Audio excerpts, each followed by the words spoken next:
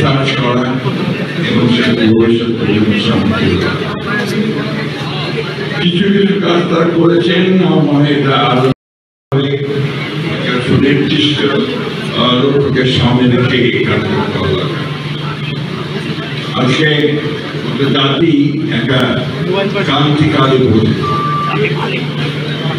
আমরা অপেক্ষা করছি একটা ট্রানজিশন পিরিয়ড, গণতন্ত্রের উত্তরণের পথ খুঁজছি। কিছুক্ষণ আগে একটা অনুষ্ঠানে গিয়েছিলাম, বাংলাদেশের সমাধান লাগবেন রহমান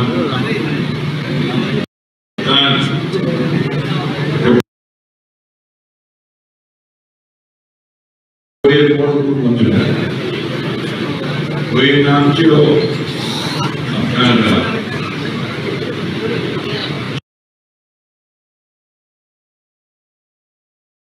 শাসন ক্ষমতা,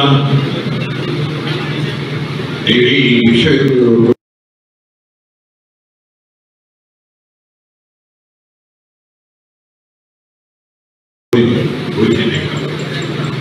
অর্থাৎ বাংলাদেশে যে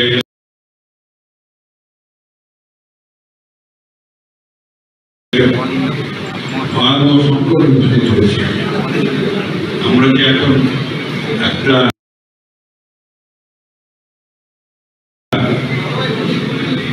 রাজনৈতিক শূন্যতা এবং অর্থনৈতিক বিনিয়োগ একটা প্রতিকূল অবস্থার মধ্যে দিয়ে যাচ্ছি, সেখান থেকে বেরিয়ে এসে রাজনৈতিক অর্থনৈতিক কাঠামো যেটা বাংলাদেশের মানুষের জন্য কল্যাণকর হবে তাকে নিরূপণ করা।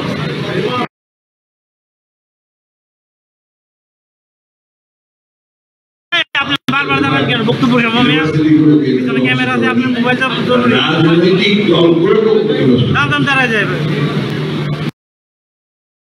দীর্ঘ 15 বছর নির্যাতন করে এই তন্ত্রগামী রাজনৈতিক দল তাদের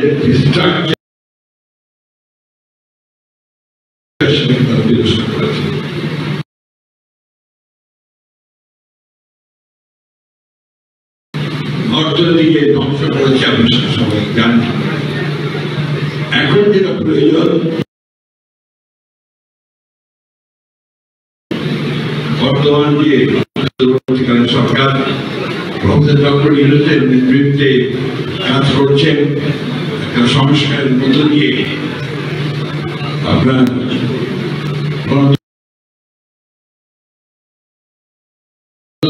ফিরে যাওয়া, এই বিষয়টি একটু প্রধান বিষয়। এই একটা তার দৃষ্টিভঙ্গি তুলে ধরতে আমরা এইভাবে রাষ্ট্রের পরিবর্তন করতে পারি। তার মধ্যে এখন যে বিষয়গুলো নিয়ে কথা হচ্ছে, আপনারা প্রতিদিন টেলিভিশনে অংশ শুনছেন, সংস্কার নিয়ে কথা হচ্ছে, প্রত্যেকটা বিষয় এই যে আপনার উচ্চকক্ষের পার্লামেন্ট, বিচার বিভাগের স্বাধীনতা, প্রশাসনের সংস্কার সব মিলিয়ে কিন্তু এই একইভাবে আমাদের নেতা পরিবর্তন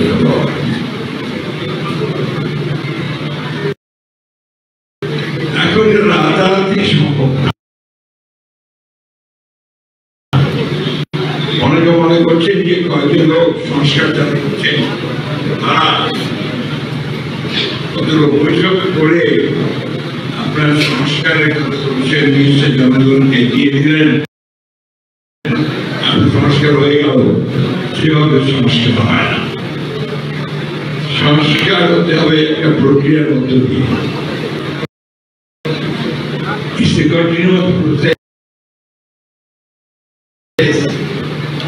আপনি চাইলেন আর কালকে পুলিশ ঘুষ খাওয়া বন্ধ করে দেবে, এটা মনে করার কোনো কারণ নেই। স্ট্রাকচারটা তৈরি করতে হবে এমন ভাবে যাতে করে সেই প্রতিষ্ঠান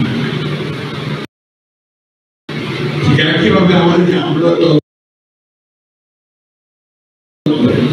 এই আমলাতন্ত্র এটা আমাদের উন্নয়নের পক্ষে একটা বড় কথা। নেগেটিভ ব্যুরোক্রেসি, নেগেটিভ ব্যুরোক্রেসিকে পজিটিভ করতে হবে।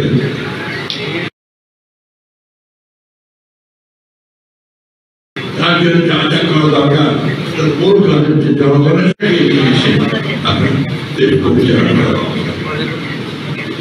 এখন জনগণের প্রতিনিধি আমরা নির্বাচন করতে গেলে বলে যায় বিএনপি শুধু নির্বাচন কেন চাই সে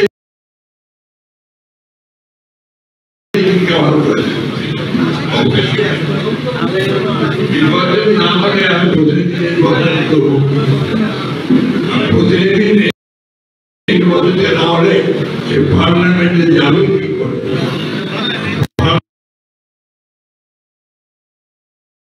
পার্লামেন্টে না গেলে জনগণের শাসনটা প্রতিষ্ঠিত হবে করতে গেলে কয়েকজন ব্যক্তিকে দেশ বিদেশ থেকে ভাড়া করে নিয়ে সেই দেশ চালানো যায়। এই যে সহজ সরল কথা, এই সহজ সরল কথাটা আমাদেরকে উপলব্ধি করতে হবে। বাংলাদেশের যে আপনার প্রপোর্শনাল ইলেকশন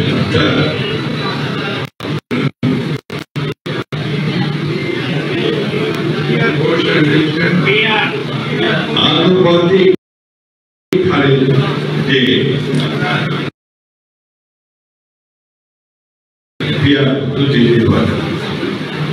আমাদের সাধারণত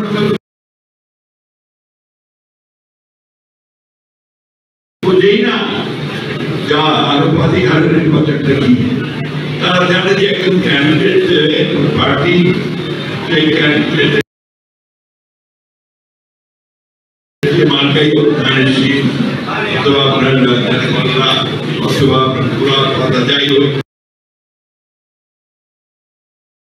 সেখানে গিয়ে সে ভোট দেবে, ভোট দিয়ে সে তাই না। এখন এনারা বলছে আনুপাতিক, আনুপাতিক কি জিনিস পারমাণবিক দিকে আমরা যারা রাজনীতি করি সেটা বোঝার চেষ্টা তার কাজগুলো করার জন্য সে একটা নেতৃত্ব করে সেটা আমরা এই কারণে বলেছি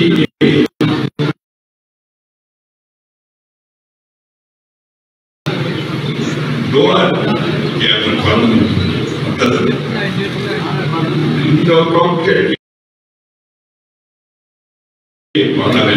সেই পার্লামেন্টে আমরা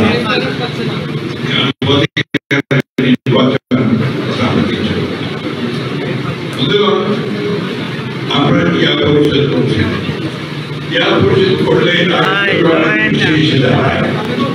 আমি এখানে এসে দেখলাম মনে হয়েছে যে আপনার সবার আগে যেটা দরকার সেটা হচ্ছে একটা আপনার ডিসিপ্লিন আদর্শ, সেটাকে তারা সামনে নিয়ে আসে। এখনকার যে সামনে আনে কথা বলেন কেন গণতন্ত্র দরকার তা মানুষকে বোঝানোর চেষ্টা করে এবং আপনাদের কাজের পদ্ধতি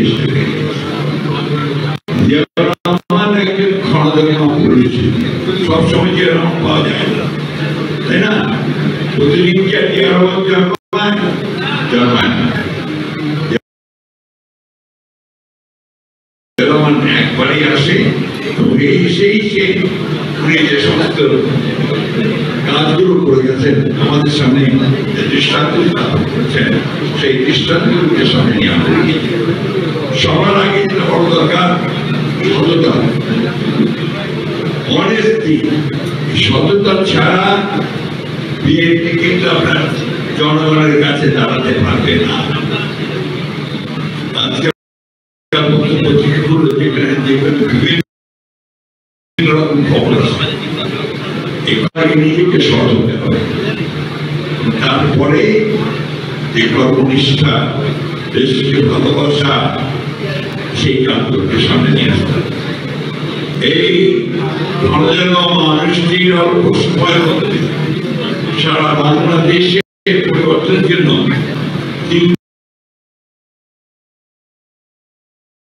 যে কাজগুলো করে গেছেন সেই কাজগুলোকে এখনো আপনারা সেটাই করে খাওয়াচ্ছেন। এই গার্মেন্টস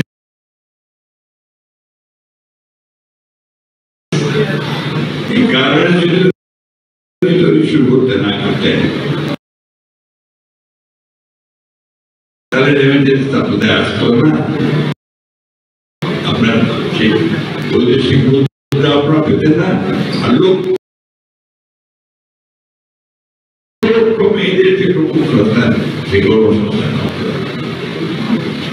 বিদেশে শ্রমিক পাঠানো, এটা হচ্ছে অনেক পাওয়া সেই শুরু করতে হলে আজকে বিদেশে বিদেশি আপনাদের জন্য আমাদের দেশে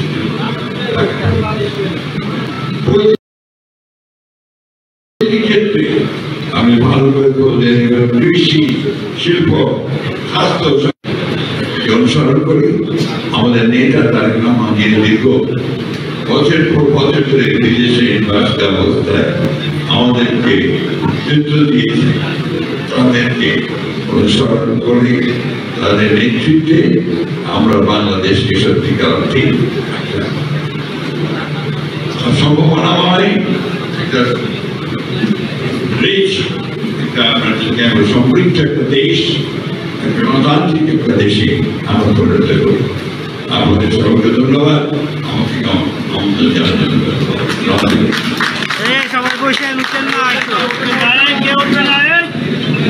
সবাই বসে